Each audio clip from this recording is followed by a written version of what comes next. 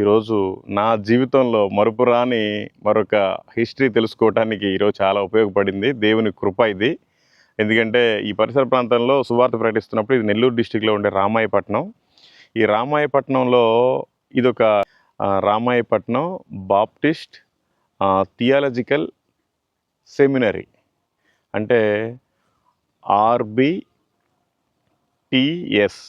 ఆర్బిటిఎస్ మనకి తమిళనాడులో కావచ్చు, ఆంధ్రప్రదేశ్లో కావచ్చు, కర్ణాటకలో కావచ్చు, తెలంగాణలో కావచ్చు, నాగాల్యాండ్లో కావచ్చు, 5 రాష్ట్రాలకు కూడా ప్రాముఖ్యంగా ఫస్ట్ చర్చ్ ఒకటి నెల్లూరులో ఉంది. దాని తర్వాత ఇదేనమాట.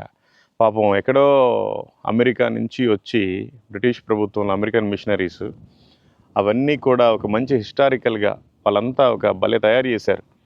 7 విండోసు, 7 డోర్లు, 7 దూలాలు, అన్నీ 777. అదిగోండి అక్కడ కనిపిస్తున్న ఆ రౌండ్లో కూడా 7 రింగుల్లాగా పెట్టారు, పైన కానీ కింద కానీ. చాలా అద్భుతమైన చర్చ్. అసలు మన ప్రకాశం, నెల్లూరు జిల్లాల్లో అసలు మన స్టేట్లోనే ఇట్లాంటి హిస్టారికల్ ప్లేస్ లేదు. హిస్టారికల్ చరిత్ర కలిగిన ఈ చర్చ్ బాప్టిస్ట్ చర్చ్.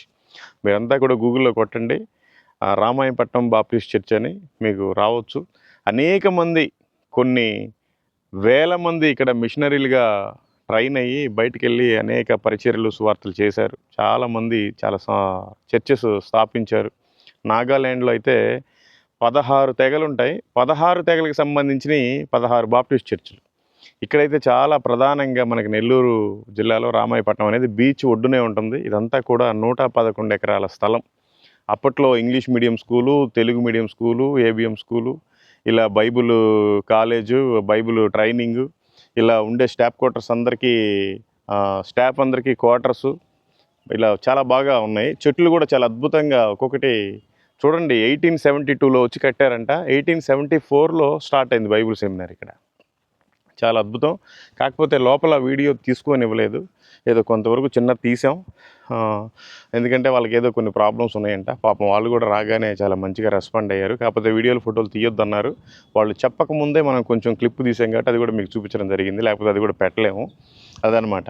ఖచ్చితంగా ఈ పరిసర ప్రాంతాల్లో అనేక మంది మిషనరీస్ వచ్చి ఇక్కడ బహుబలంగా పేదవారందరికీ సువార్త చెప్పి వాళ్ళని ప్రభువులోకి నడిపించారు.